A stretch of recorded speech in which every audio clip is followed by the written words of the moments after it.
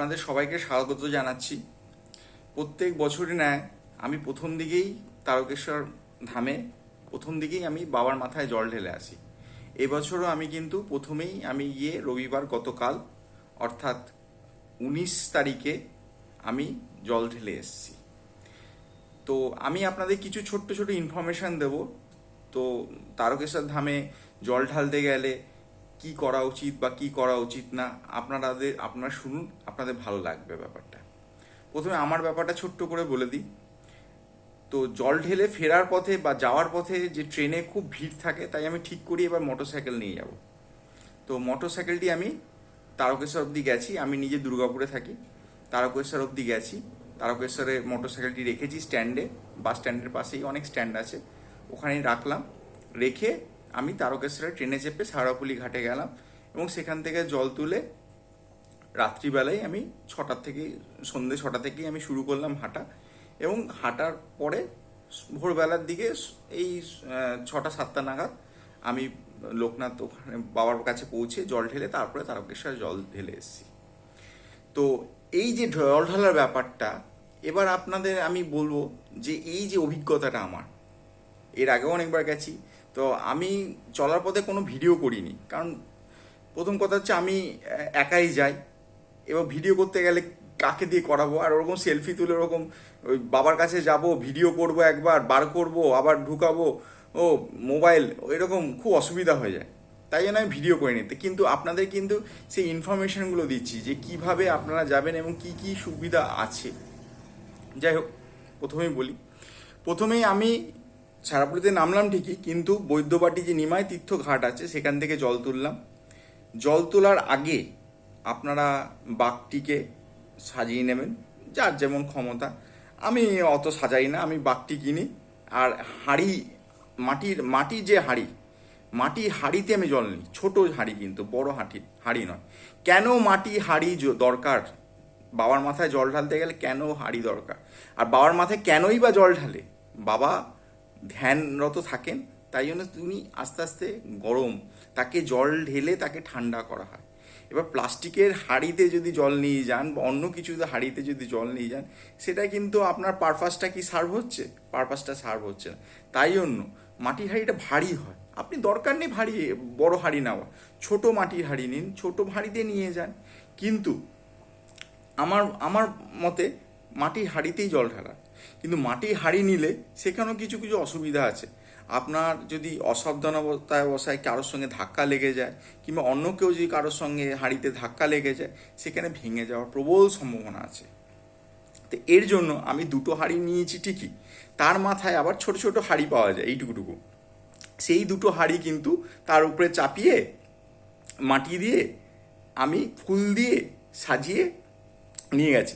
এছাড়াও by chance যদি মাটি হাঁড়িটি যদি কোথাও ভেঙে যায় বা ধাক্কা লাগতেই পারে, ব্যাকআপ হিসাবে কিন্তু আমি একটা প্লাস্টিকের বোতল, ছোট্ট একটা জল ভরে, গঙ্গা জল ভরে আমি আমার ব্যাগের মধ্যে রেখেছিলাম। যাই হোক, তো ওটা দরকার পড়েনি। মাটির হাঁড়িটা আমি সাবধানবশত নিয়ে গেছিলাম এবং কোনো অসুবিধা হয়নি। তো প্রথমেই বলছিলাম যে আপনি বাঘ নিলেন, বাঘ নেওয়ার পরে মাটির হাঁড়ি কিনলেন, মাটির হাঁড়ি কিনে সঙ্গে সঙ্গে আপনি ফুলও কিনে নেবেন। ফুলের মধ্যে বাবার যে পছন্দ, কণ্ঠর মালা নিতে পারেন, আকন্দ ফুলের মালা নিতে পারেন, কিন্তু সঙ্গে আরও কিছু মালা নিতে পারেন, যেটা রজনীগন্ধার মালা ভালো লাগবে, আপনার বাঘটা সাজিয়ে দিলে ভালো লাগবে। তো ওইটা নিয়ে নিলেন। এবার আপনি জল তোলার আগে স্নান করবেন, স্নান করে জলটি তুলে বাঘটি বাঁধতে হবে। কিন্তু বাঘটি যখন বাঁধে তখন কিন্তু বাঘটিকে পুজো করার দরকার আছে। এবার আপনি আশপাশে যে পুরোহিত থাকবে তাদেরকে অনুরোধ করবেন, কিন্তু অনুরোধ করার আগে অবশ্যই তাদের সঙ্গে কত টাকার কন্ট্রাক্ট হয়েছে সেটা কিন্তু বলতে হবে, যে আপনি ঠাকুরমশাই বাবু আপনি কত টাকা নেবেন। সে যদি বলে 100 টাকা, তাহলে আপনি বার্গেনিং করতে পারেন আপনার যা ক্ষমতা। সে যদি বলে যে আপনার যা ক্ষমতা সেই অনুযায়ী দেবেন, তাহলে ব্যস্ত হয়ে গেল, কোনো ব্যাপার না, আপনার যা ক্ষমতা সেই অনুযায়ী দেবেন। কিন্তু বাঘটি অবশ্যই পুজো করবেন। বাঘটি পুজো করার সঙ্গে সঙ্গে বাঘটির আর কি কি পুজো হয়, যেমন মা গঙ্গা জল তুলছেন, মা গঙ্গার মন্ত্রটা পড়ে দেবেন, শিব ঠাকুরের কাছে প্রার্থনা সংকল্প করবেন যে যে বাবা আমি কিসের জন্য জল ঢালতে যাচ্ছি তোমার মাথায়, কি দরকার সেই সংকল্পটা করবেন, যাতে আমরা ভালো থাকি, সবাই সুখে থাকি, শান্তি থাকি, সুস্থ থাকি, সকল বাধা বিপত্তিতে থেকে রক্ষা পাই, সেই একটা সংকল্প করবে। সেইটাই মন্ত্র আকারে কিন্তু ঠাকুরমশাইরা বলে দেবেন।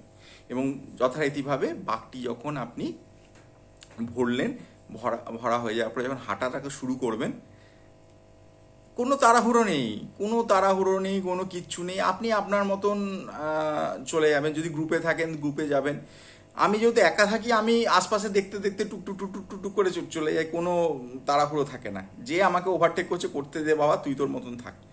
কিন্তু সমস্যা হয় প্রথমে, কিন্তু 10 থেকে 14-15 কিলোমিটার চলার পরে কিন্তু সমস্যাটা শুরু হয়। তখন কিন্তু খালি পায়ে আর পা চলে না। কারণটা হচ্ছে আমাদের তো অভ্যাস নেই খালি পায়ে চলা। তখন কিন্তু খুব কষ্ট হতে শুরু করে। তো এই সময় আপনারা কি করবেন? আর তার আগে, হাঁটার আগে, যাতে আপনি হাঁটাটা সুস্থভাবে কমপ্লিট করতে পারেন, তাহলে কিছু কিছু স্ট্র্যাটেজি নিয়ে চলতে হবে। সেই স্ট্র্যাটেজিগুলো যেটা আমি নিই, অনেকে অন্য অন্য স্ট্র্যাটেজি নেয় পুরো কভার করা যায়। 37 কিলোমিটার যে টোটাল ডিস্টেন্স বৈদ্যবাটি থেকে যে তারকেশ্বর অবধি, সেই 37 কিলোমিটার টোটাল ডিস্টেন্সটা কীভাবে যে কভার করবে, অনেকে অনেক রকম স্ট্র্যাটেজি নেয়। আমি আপনাকে বলছি কী কী স্ট্র্যাটেজি নেয়। অনেকে বলে যে প্রথমেই আমরা টানা 5 কিলোমিটার হাঁটবো, তারপরে 3 কিলোমিটার, 4 কিলোমিটার, 5 কিলোমিটার করে হেঁটে যাব। আমার একটাই বক্তব্য, বারবার মোবাইল দেখতে হবে কখন 5 কিলোমিটার আসবে, কখন 5 কিলোমিটার আসবে। দরকার নেই। আপনি সবসময় ভাববেন কিছুটা যাওয়ার পরে আপনি নিজেই হাঁপিয়ে যাবেন, আর কিলোমিটারে কোথায় যে উড়ে পালাবে তখন আপনিও দেখতে পাবেন। অনেকে আবার এই স্ট্র্যাটেজিটা নেয়, যেটা আমি আগে নিতাম, যে টানা 3-4 ঘন্টা থাকবে, হাঁটবো, 3-4 ঘন্টা হাঁটবো টানা, তারপরে রেস্ট নেব। এটাও কিন্তু ভালো স্ট্র্যাটেজি, খারাপ না। কিন্তু আমি এবার যে স্ট্র্যাটেজিটা নিয়েছি, প্রথমে তো চোখ বন্ধ করে ধরুন আমি টানা 3 ঘন্টা কি 4 ঘন্টা কি 3.5 ঘন্টা, যার যেমন ক্ষমতা, টানা হাঁটলাম। কিচ্ছু দেখলাম না কত কিলোমিটার হাঁটলাম, কিচ্ছু দেখলাম না। ঠিক আছে, আপনাকে কিলোমিটার হিসাব করার দরকার নেই। আপনার আশপাশেই সবাই দেখবেন বলতে বলতে যাচ্ছে আর কত বাকি, আর কত বাকি। তো টানা 3-4 কিলো, প্রথমেই আপনার গায়ে তখন জোর থাকবে, মানসিক শক্তিও প্রবল থাকবে। তাই জন্য প্রথমে 3 ঘন্টা 4 ঘন্টা হাঁটা কোনো ব্যাপার না, সেখানে কিন্তু কোনো রকম রেস্ট না নেওয়াই ভালো। তো যখন আপনি হাঁটাটা শুরু করলেন, মনে করুন 3 ঘন্টা 4 ঘন্টা, তারপরে যখন পায়ে ব্যথা শুরু হলো, তখন কি স্ট্র্যাটেজিতে চলা উচিত আমি আপনাকে বলছি। এখানে কিন্তু কিলোমিটার স্ট্র্যাটেজি খুব কষ্টকর হয়ে ওঠে আমার মতে। আপনার মতে, আমার মতে আপনি মনে করুন একটা পয়েন্টে দাঁড়িয়ে আছেন, সে দূরে যে লাস্ট লাইটটা দেখবেন সেটাকে একটা টার্গেট ধরে নেবেন, যে আমি নেক্সট টার্গেট ওইটা যাব। এবার ধরুন ওই টার্গেটটা হচ্ছে 200 মিটার 300 মিটার, আপনি ওর মতন গেলেন।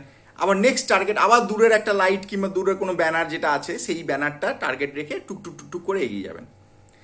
তারপরে সব থেকে যদি বেটার হয়, কিছুটা রেস্ট নিয়ে, ডাকাত কালীবাড়িতে রেস্ট নিয়ে যদি কাশী বিশ্বনাথ অব্দি যদি পৌঁছে যেতে পারেন, তাহলে আপনি কিন্তু মোটামুটি 40% কিন্তু হাঁটা কমপ্লিট করবেন। হতে পারে আরও বেশি হাঁটছেন আপনি, কিন্তু কাশী বিশ্বনাথ একটা খুব টার্নিং পয়েন্ট। তারপরে অনেকে কিন্তু আর হাঁটতে পারে না।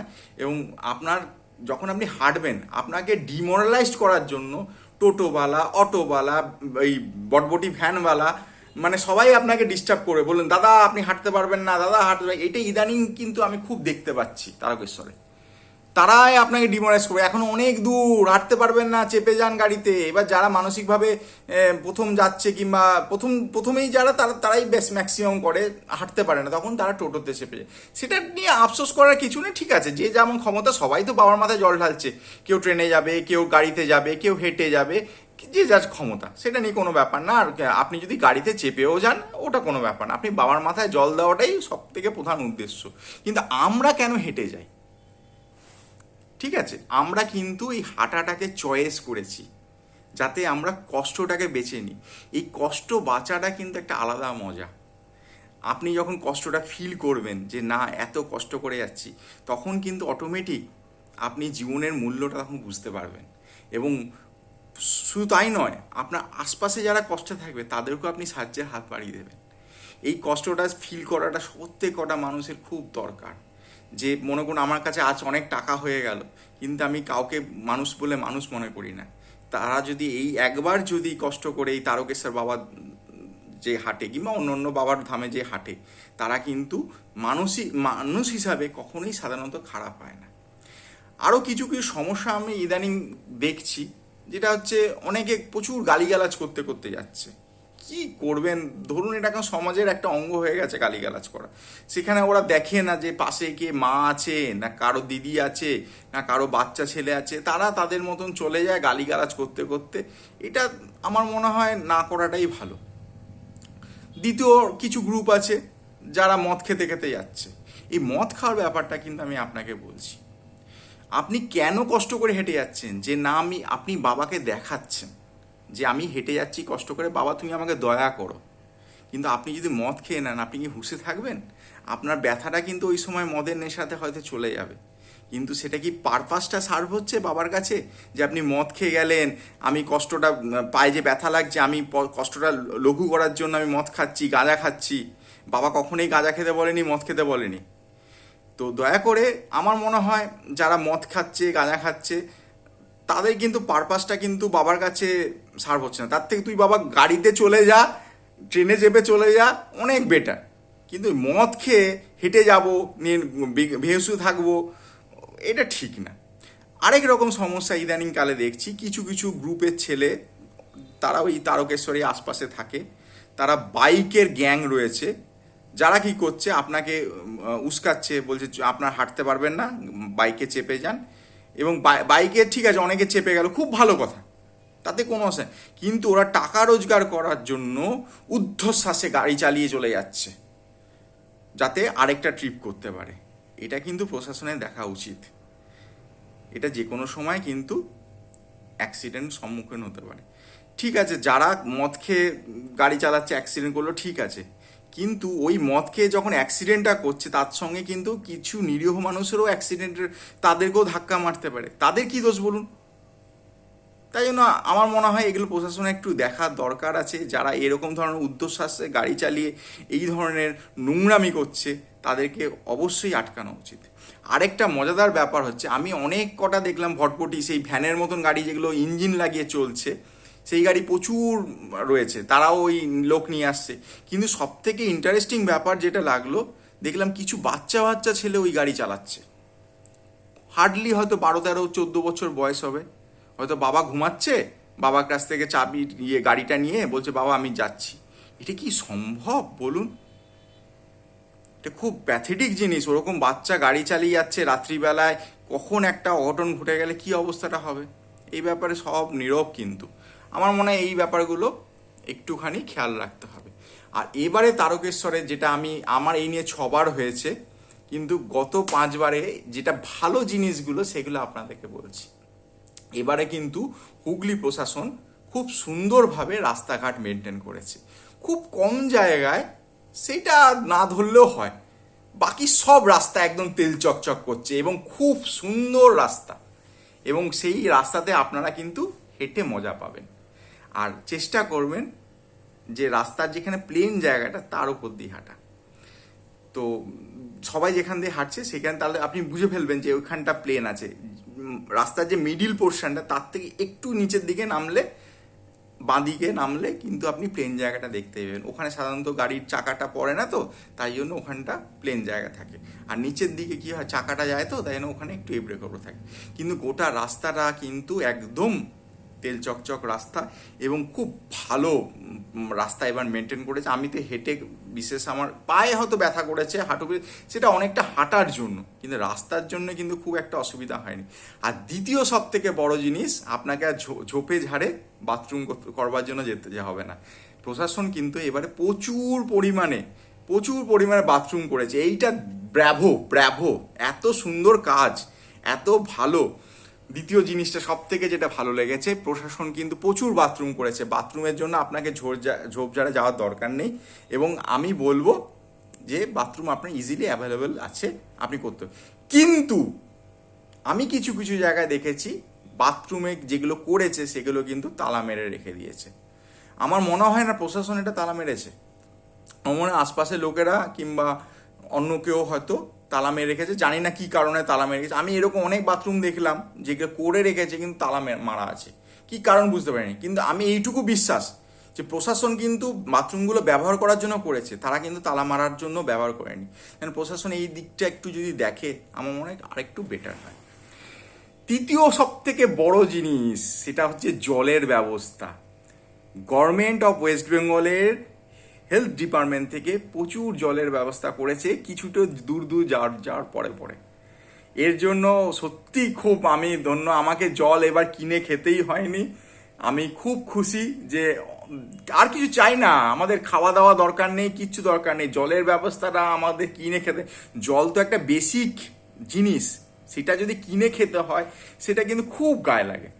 তাই জন্য জলের ব্যবস্থাটা করে যে আমার খুব আনন্দ হয়েছে, খুব আনন্দ হয়েছে, আমি খুব খুশি হয়েছি। আর শুধু এই তিনটে জিনিস ব্যবস্থা করে দেওয়ার জন্য হুগলি প্রশাসন হুগলি প্রশাসন অনেক ধন্যবাদ জানাচ্ছি। আর আপনাদেরকে আবার বলছি, ছোট ছোট টার্গেট নিয়ে চলুন। ওই দূরের যে লাইটটা আছে অতটাই অবধি যাব, তারপর আবার নতুন টার্গেট ফিক্স করুন। আর অত ঘড়ি ফড়ি দেখবেন না বারবার, যে আমি কতটা হাঁটছি, কতক্ষণ হাঁটছি, কত কিলোমিটার হাঁটছি, তাতে কি হবে, আপনার কষ্টটা হয়তো বাড়িয়ে দেবে। জাস্ট মানুষের সঙ্গে কথা বলতে বলতে চলুন, সবার সঙ্গে আনন্দ করতে করতে চলুন। আর ওই যে একটা জিনিস আমি বারবার বললাম, মদটি খাবেন না, গাঁজাটি খাবেন না। যে কষ্টটা করে যাচ্ছেন হেঁটে, পুরোটাই আমার মতে বেকার হবে। কারণ হচ্ছে আপনি তো হুঁশে থাকছেন না, আপনি যে কষ্টটা করছেন, বাবাকে যে দেখাচ্ছেন যে আমি কষ্ট করে যাচ্ছি, সেটা কিন্তু হবে না। যাই হোক, আমি সফলভাবে, আমার 13 ঘন্টা লেগেছে পুরো জল যে প্রসেসটা, বাবার মাথায়, তারকেশ্বর বাবার মাথায় জল দিয়েছি, দিয়ে 13 ঘন্টা লেগেছে। তারপরে আমি তারকেশ্বরে আমার মোটরসাইকেল রাখা ছিল, আমি বাইকে করে চলে এসেছি। আরেকটা জিনিস, অনেকে বলে যে সোমবারটা নাকি শ্রাবণ মাসে খুব পবিত্র জিনিস। আমি বিতর্কিতর মধ্যে যাব না, একদম যাব না বিতর্কিতর মধ্যে। কিন্তু একটা জিনিস মনে রাখবেন, শ্রাবণ মাস কিন্তু প্রত্যেক কটা সেকেন্ড পবিত্র মাস। শুধু সোমবার বলে কুসংস্কারের কিন্তু আচ্ছন্নে যাবেন না। শ্রাবণ মাসটা হয়েছে প্রত্যেক কটা সময়ের মাথায়, বাবার মাথায় জল ঢালার জন্য। ফলে কেউ যদি মনে হয় যে বলে যে না সোমবারটা হতে পারে অন্য দিন, সোমবার খুব বাবার বার, কিন্তু শ্রাবণ মাসে কিন্তু প্রত্যেক কটা সেকেন্ড কেউ যদি ভাবেন যে না আমি সোমবার ছাড়া অন্য কোনো জায়গায় জল দেবো, অন্য কোনো দিন জল দেবো না, যাবেন, নিশ্চয়ই যান, কিন্তু সোমবার দিন কিন্তু মারাত্মক ভিড় হয়। ভিড়কে তাহলে ভয় পেলে চলবে না, আপনাকে ধৈর্য রাখতে হবে, ঠেলাঠেলির মধ্যে যাবেন না, বুদ্ধি করে দেখে দেখে আগাবেন। আর গত বছর আমি সোমবার দিন আমি গেছিলাম, শুনেছিলাম নাকি 10 লক্ষ লোক এসেছিল এবং প্রচুর ভিড় হয়েছিল। আমার জল ঢালতে প্রায় 4 ঘন্টা সময় লেগেছিল।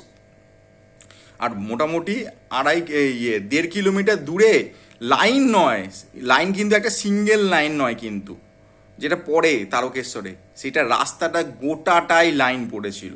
মানে গোটাটাই একটা, যেমন দুর্গাপুজো প্যান্ডেলে যেমন থাকে গ্রুপ করে লোক ঢুকায়, ওরকম করে গ্রুপ করে লোক ঢুকাচ্ছিল। বুঝুন তার মানে সোমবার দিনটা কতটা ভিড় হবে। আমার বিশ্বাস এবারও সোমবার, প্রত্যেকটা সোমবার কিন্তু প্রচণ্ড ভিড় হবে তারকেশ্বরে।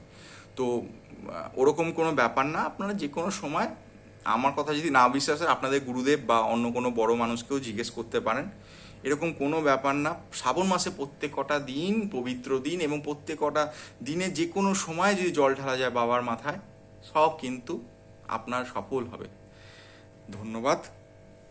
আমি জ্যোতির্ময় ঘোষ, আমার বক্তব্য এখানেই শেষ করলাম।